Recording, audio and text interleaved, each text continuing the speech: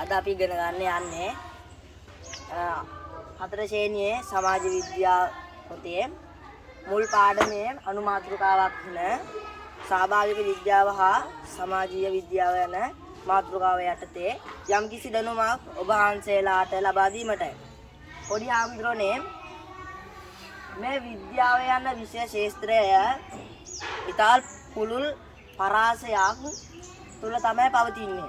ඒ කියන්නේ පොඩි ආම්ද්‍රෝනේ මේ විද්‍යාව යන විෂය ශාස්ත්‍රය ඉතාමත් පුළුල් පරාසයක්. ඒ කියන්නේ පුළුල් පරාසයක් කියන්නේ මේ සමීපීව තමයි පවතින්නේ.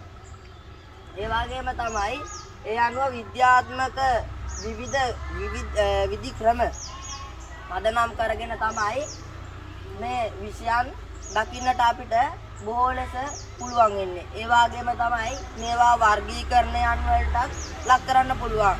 එයින් එකක් තමයි මේ කියන්නේ ස්වාභාවික විද්‍යාවයි සමාජීය විද්‍යාවයි කියලා කියන පොඩි ආම්දුන්නේ. ස්වාභාවික විද්‍යාව යනු ස්වාභාවික ලෝකයේ පිළිබඳව හදාරන විෂයක්. ඒ වගේම එනම් වස්තු, ද්‍රව්‍ය, ජීවීන්, ආලෝකය, විදුලිය ආදී දේවල් අධ්‍යයනය කරන විෂයක් බවට මේ ස්වාභාවික විද්‍යාව හඳුන්වලා දීලා තියෙනවා. මේව ගණනයට ගත්තොත් පොඩි ආම්ද්‍රෝනේ භෞතික විද්‍යාව, රසායන විද්‍යාව, ජීව විද්‍යාව, පරිසර විද්‍යාව, භූගර්භ විද්‍යාව, ගණිතය කියලා ආදී විෂයන් සමාජ විද්‍යාවන් ගණයට අයත් වෙනවා. ඒ වගේම තමයි සමාජීය විද්‍යාව මිනිසා හා ඔහුගේ සමාජය පිළිබඳව අධ්‍යයනය කරන විෂයක් තමයි මේ සමාජීය විද්‍යාව කියන්නේ. සමාජීය විද්‍යාව මානව විද්‍යාව, මනෝ විද්‍යාව, ආර්ථික විද්‍යාව, දේශපාලන විද්‍යාව, ඉතිහාසය ආදී විෂයන් මේ සමාජීය විද්‍යාවන් ගණයට අයත් වෙනවා පොඩි ආගමනේ. මෙම විද්‍යා ශාස්ත්‍රය දෙකම දැනුම නිර්මාණය කිරීමේදී විද්‍යාත්මක ක්‍රමවේදය භාවිතයට ගන්නවා.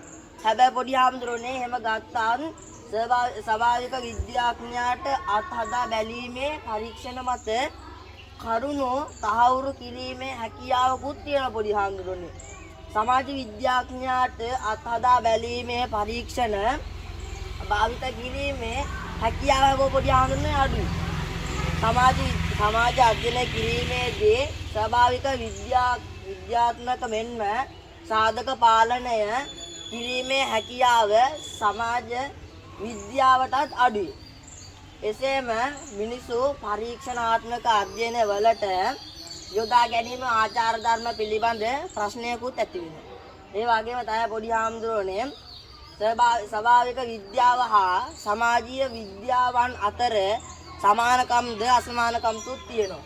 ඒ වගේම ස්වාභාවික විද්‍යාව නිගමනය, නිපැයුම, ඒ වගේම තමයි අවස්ථානයේදී සමාජය හා සම්බන්ධතා අතර ඇති වෙන පොඩි හඳුන්නේ. ඒ වගේම තමයි ස්වාභාවික විද්‍යාඥයන්ට සමාජ විද්‍යාත්මක දැනුමද අවශ්‍ය වෙනවා.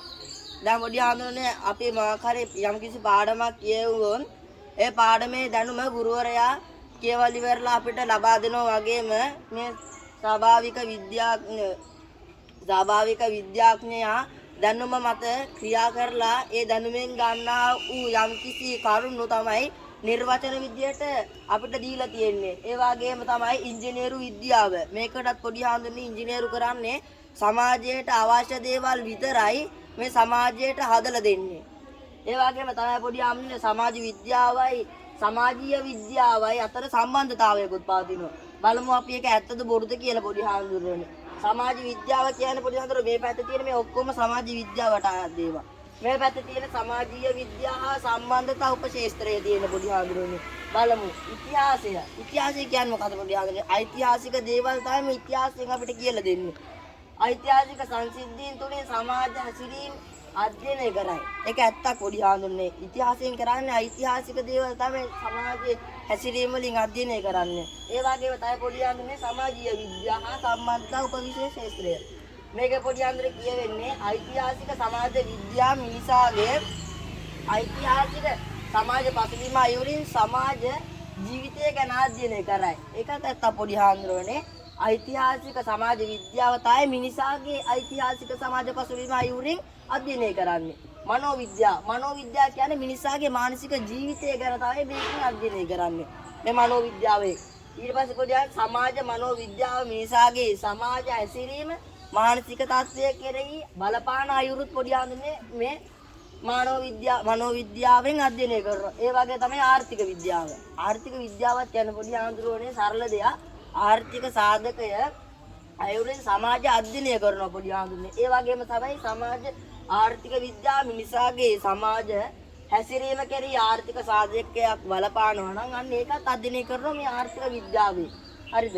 ඒ වගේම තමයි පොඩි හඳුන්නේ මනෝවිද්‍යාව. මනෝවිද්‍යාව කියන්නේ ප්‍රාථමික සමාජ අධ්‍යයනය කරනවා. ඒ වගේම මිනිසාත් පදනම් කරගෙන මේ මානව විද්‍යාව කියන එක අධ්‍යයනය කරනවා. ඒ වගේම තමයි මානව විද්‍යාව ප්‍රාථමික සමාජයේ මිනිසාගේ සමාජ සම්බන්ධතා ගැන කතා කරනවා මේ කියන මේ සමාජීය විද්‍යාව සම්බන්ධ උපවිෂය ශාස්ත්‍රය කියන යටතේ. ඒ වගේම තමයි දේශපාලන විද්‍යාව කියන්නේ. දේශපාලන විද්‍යාව කියන්නේ බලය රාජ්‍ය ආණ්ඩුව යන සාධක මත මිනිසාගේ බලපාන චර්යාව අධ්‍යයනය කරනවා. පොඩි ආන්දර දන්නවා දේශපාලන විද්‍යාව කියන්නේ මොකක්ද කියලා. ඒ දේශපාලන විද්‍යාවෙන් තමයි පොඩි ආන්දර මේ බලය රාජ්‍ය ආණ්ඩුව කියනවා පිහිටුවා ගන්න. ඒ වගේම තමයි මේ සමාජීය විද්‍යාවෙන් කියන්නේ මොකද්ද කියලා බලමු. දේශපාලන සමාජ විද්‍යාව මිනිසාගේ දේශපාලන චර්යාව සමාජය කෙරෙහි බලපාන ආකාරයත් අධ්‍යයනය කරනවා. ඒ කියන්නේ මේකෙන් කියවෙනේම දේම තමයි පොඩි ආන්දර මේකෙන් තු කියවෙන්නේ.